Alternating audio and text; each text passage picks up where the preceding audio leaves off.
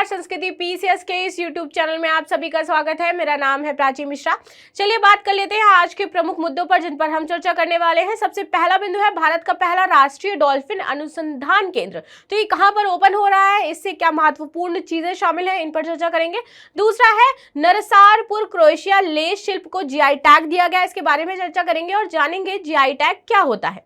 तीसरा है हज सुविधा के लिए ऐप लॉन्च किया गया है। चौथा है प्रेस और आवधिक पंजीकरण अधिनियम 2023, तो इसमें क्या महत्वपूर्ण चेंजमेंट किए गए हैं, इनको समझेंगे। और अंत में है महाराष्ट्र वन विभाग ने गिनीज वर्ल्ड रिकॉर्ड बनाया है, तो क्या वर्ल्ड रिकॉर्ड है, इसको समझेंगे। तो चलिए शुरुआत कर लेते हैं, इन बिंदुओं पर डिटेल में डिस्कशन करेंगे। ठीक है, सबसे पहला हमारा क्या है, भारत का पहला राष्ट्रीय डॉल्फिन अनुसंधान केंद्र। यदि मैं बात करूं इस डॉल्फिन अनुसंधान केंद्र की, तो यह ओपन किया जा रहा है आपका कहां पर, बिहार में। यहाँ के जो मुख्यमंत्री हैं उन्होंने इसका उद्घाटन किया। कहां पर ये बन रहा है, तो पटना विश्वविद्यालय के पास गंगा नदी से 50 मीटर की दूरी पर इसको विकसित किया जा रहा है। ठीक है, अब ये इंपॉर्टेंट क्यों है, क्यों बनाया जा रहा है। देखिए, गंगा डॉल्फिन हमारे लिए बहुत ही ज्यादा महत्वपूर्ण है और यदि बात की जाए आयुषीयन में, तो यह आपके विलुप्त प्राय जीवों में से एक माना जा रहा है। ठीक है, यहाँ पर इस लिस्ट में उसको शामिल किया गया है, इसीलिए हम चाहते हैं कि इसका संरक्षण किया जाए और ये भारत का पहला राष्ट्रीय डॉल्फिन अनुसंधान केंद्र होने वाला है। ठीक है, अब इसकी क्या क्या खासियत रही है, इन सारी चीजों के बारे में चर्चा करेंगे और विशेषता क्या है, इनको जानेंगे। ठीक है, उद्देश्य क्या है कि गंगा डॉल्फिन को संरक्षित करना है। ठीक है, उनके बिहेवियर को देखना है, उनके भोजन के बिहेवियर को देखना है। ठीक है, उनकी यदि मृत्यु हो रही है तो उसके पीछे कारण क्या है, इसको एनालाइज करना है। इन सारी चीजों का डिटेल में यहाँ पर विवरण लिया जाएगा ताकि हम जो गैंगटिक डॉल्फिन है उनको बचा सके। बात की जाए यदि गैंगटिक डॉल्फिन्स के बारे में, तो ये हमारी क्या है, राष्ट्रीय जलीय जीव का इसको दर्जा दिया गया है। कब दिया गया था, 2010 में दिया गया था। तो इस दृष्टि से भी यह हमारे लिए महत्वपूर्ण हो जाता है। ठीक है, राष्ट्रीय डॉल्फिन अनुसंधान केंद्र के मुख्य बिंदु क्या है, तो इनको जान लेते हैं। इस राष्ट्रीय डॉल्फिन अनुसंधान केंद्र की स्थापना गंगा नदी की डॉल्फिन के संरक्षण की दिशा में एक बड़ा कदम होगा और इस परियोजना को केंद्र सरकार द्वारा वर्ष 2013 में मंजूरी दे दी गई थी। ठीक है, यह पटना विश्वविद्यालय के भीतर 4400 वर्ग मीटर की भूमि पर स्थापित किया जा रहा है और गंगा नदी से करीब 50 मीटर नहीं 200 मीटर की दूरी पर इसको रखा गया है। ठीक है, 200 मीटर की दूरी पर यह विकसित होगा। बात कर लेते हैं महत्व का। तो ये अनुसंधान जैसे मैंने बताया क्या करेगा कि डॉल्फिन्स के बिहेवियर को नोटिस करेगा, उनके खान पान को, उनकी प्रजनन की स्थिति को, उनकी मृत्यु किस कारण हो रही है, इन सारी चीजों को यह स्टडी करेगा और उसको सॉल्व आउट करने का प्रयास करेगा। ठीक है, गंगा डॉल्फिन की बात करें तो यह भारत का राष्ट्रीय जलीय जीव है। 2010 में इसको बनाया गया था जलीय जीव और इसका वैज्ञानिक नाम प्लैटिनिस्टा गैंगटिक है। ठीक है, यह भारतीय उपमहाद्वीप में भारत, बांग्लादेश और नेपाल में गंगा, ब्रह्मपुत्र, मेघना और कर्णफुली सांगू नदियों में पाई जाती है। ठीक, आगे बात कर लेते हैं। बेसिकली इसकी विशेषता क्या है कि ये दृष्टिहीन होती है। तो यदि यह दृष्टिहीन है तो अपना शिकार कैसे करती है, क्योंकि ये मांसाहारी है, तो शिकार करने के लिए ये पराश्रव्य ध्वनियों का उत्सर्जन करती है, उससे यह अपने शिकार को पहचानती है। और इसीलिए आप देखोगे जब हम बहुत सारे आपने देखी होंगी रील्स में कि डॉल्फिन्स जो है, जो भी प्रेग्नेंट वुमेन्स है, उनके अंदर क्या एक्टिविटीज हो रही है उसको बहुत तेजी से सुनती है, समझती है, अंदर क्या चीजें होती है उनको जान लेती है। क्यों, इन्हीं पराश्रव्य वेव्स के वजह से। ठीक है, यह नदियों में 5 फीट से 8 फीट की गहराई में पाई जाती है और भारत में यदि बात की जाए कि डॉल्फिन्स की संख्या कितनी है वर्तमान में, तो लगभग 3000 के आसपास है, जिसमें से 50% जो डॉल्फिन्स हैं, गैंगटिक डॉल्फिन्स, वो बिहार में पाई जाती हैं और इसी वजह से यह जो केंद्र स्थापित किया गया है बिहार में स्थापित किया गया है। ठीक है, 18 मई 2010 को इसको राष्ट्रीय जलीय जीव घोषित किया गया था। 2022 में भारत सरकार ने प्रत्येक वर्ष 5 अक्टूबर को राष्ट्रीय डॉल्फिन दिवस मनाने की घोषणा की थी। तो कब मनाते हैं हम, 5 अक्टूबर को मनाते हैं।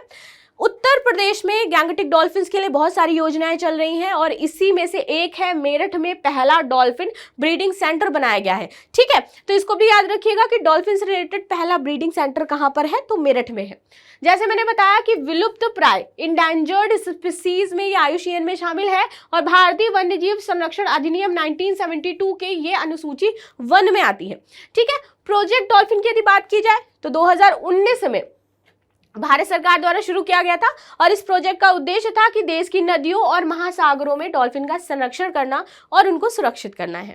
ठीक है, यह भारत की एक महत्वाकांक्षी अंतर मंत्रालयी पहल अर्थ गंगा परियोजना के तहत नियोजित गतिविधियों में से एक है और इसे प्रोजेक्ट टाइगर के तर्ज पर शुरू किया गया। जैसे प्रोजेक्ट टाइगर में क्या किया जा रहा था, टाइगर्स के लिए संरक्षित क्षेत्र विकसित किए जा रहे थे, उनका अध्ययन किया जा रहा था, ठीक है, उनके खान पान प्रजनन को देखा जा रहा था, उनके अनुसंधान केंद्र बनाए जा रहे थे। तो वैसे ही इसी तर्ज पर ये प्रोजेक्ट डॉल्फिन आपका शुरू किया गया है, ठीक है। इसे पर्यावरण, वन और जलवायु परिवर्तन मंत्रालय द्वारा लागू किया गया है। आगे बात करेंगे, ये जो क्रोएशिया लेस है नागपुर की, इसको जीआई टैग दिया गया है।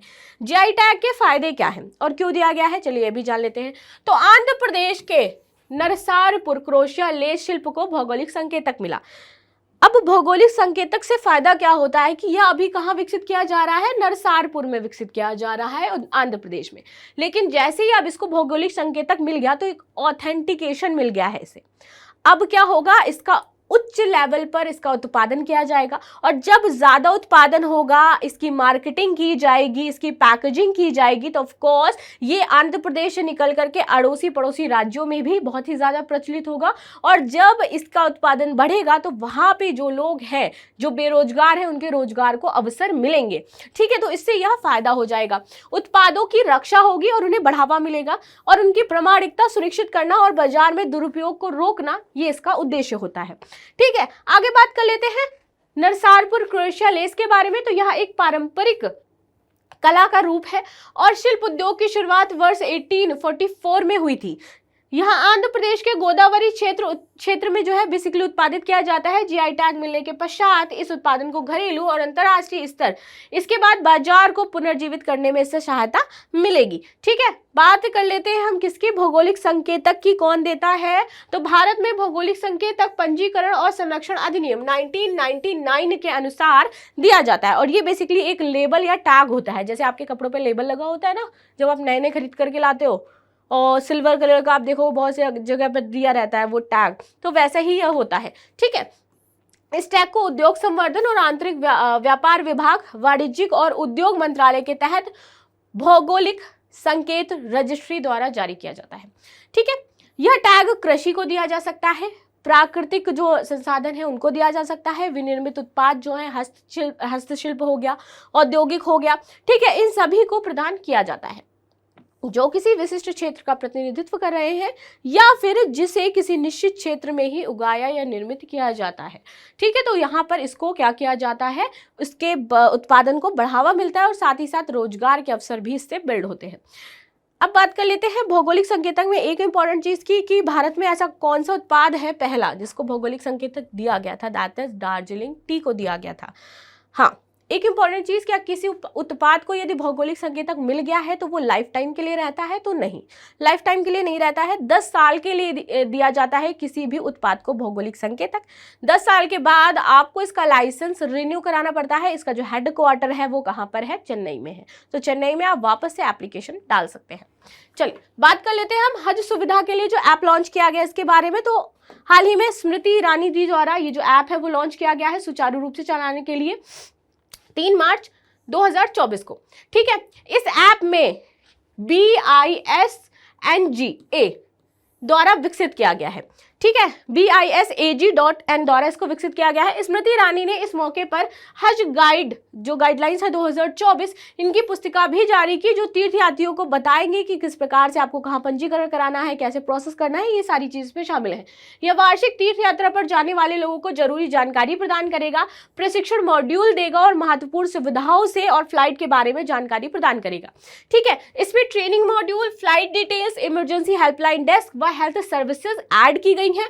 इससे संबंधित जो ऐप हैं, जो नंबर्स हैं वो इसमें मेंशन किए गए हैं और इसे 10 भाषाओं में ये जो हज है वो प्रशिक्षित करा, यानी कि 10 लैंग्वेजेस में ये उपलब्ध है। ये ऐप 10 लैंग्वेजेस में आप यहाँ पर प्रशिक्षण ले सकते हो, महत्वपूर्ण जानकारियां जो है वो प्राप्त कर सकते हो। इसमें हिंदी, उर्दू, अंग्रेजी, बंगला, कन्नड़ सहित अन्य भाषाएं शामिल हैं। इसमें उपयोगकर्ता को किसी भी स्थिति में हेल्प डेस्क की सुविधा मिलेगी ही मिलेगी। इसके माध्यम से लोग कंट्रोल रूम के साथ अपनी परेशानी सीधे तौर पर साझा कर पाएंगे कि क्या उनको दिक्कत आ रही है, फ्लाइट्स क्यों नहीं मिल रही हैं, फ्लाइट्स डिलेड है, कैंसिल है, या फिर जो भी उनके हेल्थ इश्यूज है उस पर वो सारी बातें कर सकते हैं। प्रेस और आवधिक पंजीकरण अधिनियम 2023 के बारे में बात करें तो आपने देखा होगा इसके लेकर के चेंजमेंट आया था और 1 मार्च 2024 से प्रभावी होने वाला था, तो फाइनली 1 मार्च 2024 से प्रभावी हो चुका है। तो इसी के बारे में आज हम चर्चा करने वाले हैं। भारत सरकार ने आधिकारिक तौर पर महत्वपूर्ण प्रेस और आवधिक पंजीकरण अधिनियम 2023 और इसके नियमों के कार्यान्वयन की घोषणा कर दी है। ठीक है, प्रेस और आवधिक पंजीकरण अधिनियम 2023 1 मार्च 2024 से प्रभावी हो चुका है। तो अब क्या चेंजमेंट आएंगे, इनको समझेंगे। प्रेस और आवधिक पंजीकरण 2023 की यदि बात की जाए तो यह अधिनियम औपनिवेशिक युग में प्रेस और पुस्तक पंजीकरण अधिनियम 1867 कानून का स्थान लेता था। यानी कि ये जो आया था, ये प्रेस और पुस्तक पंजीकरण अधिनियम 1867 की जगह आया था। अब इसकी जगह कौन आने वाला है? प्रेस और आवधिक पंजीकरण अधिनियम 2024 आने वाला है। ठीक है, तो ये चेंज हुआ है। आगे बात करें, उद्देश्य क्या है? तो पत्रिकाओं की पंजीकरण प्रक्रियाओं को आधुनिकीकरण करना। ठीक है, यहां पर भी क्या किया जा रहा है? आधुनिकीकरण किया जा रहा है उसका, और सरल बनाया जा रहा है। अधिनियमित जो अधिनियम पत्रिकाएं हैं, इनके पंजीकरण को नियंत्रित भी करना है। प्रेस सेवा पोर्टल की विशेषता, इसके तहत एक प्रेस सेवा पोर्टल बनाया गया है। ये जो 2024 का आपका जो चेंजमेंट आया है, इसकी विशेषता क्या है कि इस नए अधिनियम में प्रेस सेवा पोर्टल नामक एक ऑनलाइन पंजीकरण प्रणाली शुरू की गई है। इसके तहत आप देखोगे कि ई हस्ताक्षर सुविधा के साथ कागज रहित प्रसंस्करण है। यहाँ पर आपको हस्ताक्षर करने हैं तो ई हस्ताक्षर हो जाएंगे, आपको ऑफिस जाने की जरूरत नहीं है, डॉक्यूमेंटेशन करवाने की जरूरत नहीं, वो सारा कुछ आपका ऑनलाइन के माध्यम से हो जाएगा। ठीक है, सुविधा के लिए डिजिटल भुगतान गेटवे भी है, आप ऑनलाइन ही पेमेंट कर सकते हो। तुरंत डाउनलोड के लिए क्यूआर कोड आधारित यहाँ पर डिजिटल प्रमाण पत्र है, जो आपका तुरंत डाउनलोड हो जाएगा। सूचना प्रदान करने के लिए प्रिंटिंग प्रेसों के लिए ऑनलाइन यहाँ पर प्रणाली है, और शीर्षक उपलब्धता के लिए प्रतिशत संभावना यहाँ पर दी गई है कि कितने प्रतिशत संभावना है कि आपको शीर्षक उपलब्ध हो सकता है। ठीक है, सभी प्रकाशकों के लिए पंजीकरण डेटा तथा ऑनलाइन पहुंच यहाँ पर सुनिश्चित करवाई जा रही है। वार्षिक विवरण यहाँ पर आपको दाखिल करना पड़ेगा, जो भी आपने किया है। चैटबॉट आधारित इंटरक्विट शिकायत समाधान तंत्र का यहाँ पर क्रियान्वयन किया जा रहा है। तो ये सारी चीजें ऑनलाइन कर दी गई हैं, जो शायद पहले आपको करने में प्रॉब्लम्स आ रही थी, तो अब इनमें चेंजमेंट करके ये सारी चीजें ऐड कर दी गई हैं आपके 2024 में, ये जो प्रेस और सूचना प्रसारण है। चलिए आगे बात कर लेते हैं, महत्व क्या है। तो पत्रिकाओं के पंजीकरण की जो प्रक्रिया है वो इससे सरल हो जाएगी, जो डिजिटल इंडिया के उद्देश्य को यहाँ पर संरेखित कर रहा है। ठीक है, पंजीकरण का ऑनलाइन संचालन प्रकाशकों के लिए अनुकूल माहौल बनाएगा, और जो प्रकाशन कार्य से संबंधित हमारे व्यवसाय को बढ़ाने में भी मदद करेगा। अब पूर्व में जो था आपका कौन सा? प्रेस व पुस्तक पंजीकरण अधिनियम 1867, और जो आपका 2023 में था, उसमें क्या क्या डिफरेंसेस हैं, इनको एक बार देख लेते हैं। देखिए, दायरा पहले सीमित था पुस्तकें एवं पत्रिकाएं, लेकिन यहाँ पर आप देखोगे केवल पत्रिकाओं पर ही यहाँ पर ध्यान केंद्रित किया गया है, पुस्तकों को यहाँ से हटा दिया गया था। किसमें? 2023 में। ठीक है, प्रिंटिंग प्रेस द्वारा घोषणा की तो जिला मजिस्ट्रेट के समक्ष आवश्यक है। यहाँ पर था प्रेस रजिस्ट्रार जनरल और जिला मजिस्ट्रेट को ऑनलाइन सूचना प्रदान की जाएगी। ठीक है, तो यहाँ पे प्रेस रजिस्ट्रार जो जनरल है उसको भी सूचना दे सकते हो आप। ठीक, प्रकाशन जो प्रकाशक द्वारा घोषणा है तो जिला प्राधिकरण के समक्ष आवश्यक था, यहाँ पर आवश्यक नहीं है। यहाँ पर स्वामित्व और पंजीकरण के लिए आवेदन एक साथ किया जाएगा। दंड क्या था? तो कारावास सहित गंभीर दंड था। यहाँ पर गैर अनुपालन के चरम मामलों को छोड़ करके अपराध मुक्त कर दिया गया है।